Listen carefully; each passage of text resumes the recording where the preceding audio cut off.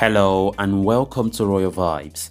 Meghan's aide branded her a narcissistic sociopath over her demanding behavior and gave themselves the name Sussex Survivors Club, a new book have claimed. So guys, before we get right into the full story, please do ensure to subscribe to the channel if you haven't. If you're just coming across the channel for the very first time, you're highly welcome. Consider liking the video and please watch it right up to the very end.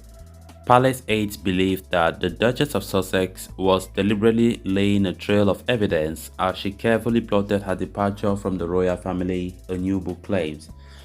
It alleges that her aides, who named themselves the Sussex Survivors Club after Meghan and Harry quit their roles, called the Duchess a narcissistic sociopath. Extracts of Courtiers, The Hidden Power Behind the Crown by Valentine Lowe, were published by the Sunday Times last night. The book describes the Sussexes' deteriorating relationship with their staff, a succession of decent people who had believed in Meghan and would have done anything to help the couple succeed. But it alleges that aides came to believe that Meghan's departure was premeditated and that one of her concerns was whether she was going to be able to make money for herself. One ex-staff member told the author she wanted to be rejected because she was obsessed with that narrative from day one. And sources said that her team reportedly said of her on repeated occasions, we were plagued. The book claims that staff became convinced the Duchess wanted to show how the institution failed her and even felt there was a cynical motive behind her decision to complain to his royal bosses, who listened sympathetically but offered no help. This was inevitable. HR is there to deal with employee issues, not members of the royal family, the book says. Meghan would presumably have known that. So what was she doing there? Laying a trail of evidence would be the cynical answer. A former staff member told Lowe everyone knew that the institution would be judged by her happiness. The mistake they made was thinking that she wanted to be happy. In an interview with Oprah Winfrey last year, Meghan emphasized the difference between the Queen and those who surrounded her, the ones she felt refused to help when she was in the hour of greatest need and perpetuated falsehoods about her. But the aides grew so disillusioned, they began to suspect even her most desperate pleas, were part of a deliberate strategy designed to facilitate her departure. The book alleges they believe she wanted to be able to say, look how they failed to support me. Core members of the Survivors Club included Samantha Cohen, whom the Queen had personally asked to step in as the couple's private secretary and who worked for the Sussexes from after their wedding in May 2018 until the end of their South African tour in September 2019. And we have Sarah Latham, who was in charge of communications, further included Assistant Press Secretary Manny Gaffrey.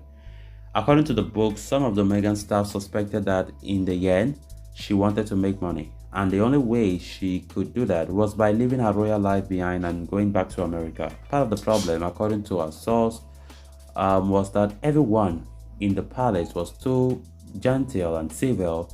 When someone decides not to be civil, they have no idea what to do. They were run over by her and then run over by Harry as well. Extracts claim that Miss Cohen, who had 17 years experience at working at the palace, would frequently say to Edward Young, the Queen's private secretary, and Clive Anderton, Charles's private secretary, that if it all went wrong, the palace needed evidence of the duty of care it had shown to Harry and Meghan. The duty of care was crucial. Sam was a broken record with them on that, said the source. The book quotes a source saying that Miss Cohen was bullied and that nothing she did was ever good enough for the couple.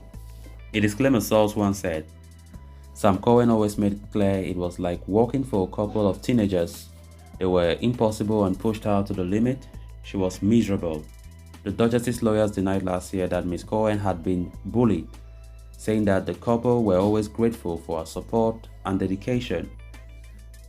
They have also long described such allegations as massively inaccurate and that the Duchess has absolutely denied bullying anyone, while an inquiry launched by Buckingham Palace concluded that it would review how it handled bullying complaints. It did not say Meghan had actually bullied anyone. According to the book, tensions were compounded by Harry and Meghan's deteriorating relationship with Adelton and York. Royal biographer Robert Lacey said, Meghan came to perceive Young as the inflexible, bureaucratic figure who summed up what was wrong with the Buckingham Palace mentality, and the feeling was mutual. Young really came to dislike Meghan's style. Harry was just as dismissive of the two senior courtiers as Meghan, an insider said. He used to send them horrible emails, so rude. Their escape plans were laid amid the utmost secrecy, the book says. When Harry and Meghan went to Canada for their 6-week break in November 2019, Meghan would not even tell their nanny, Lauren, where they were going. Meghan confided in a member of her staff the couple were not coming back, according to the book, but others did not find out until January 2020. They found it hard to accept that they were being dumped, says the book. Some of them were in tears. So guys, with that, we have come to an end of this episode. Thanks a lot for watching. If you haven't subscribed, please make sure to do so you always stay up to date with the latest on royal news here on Royal Vibes. Until next time, bye.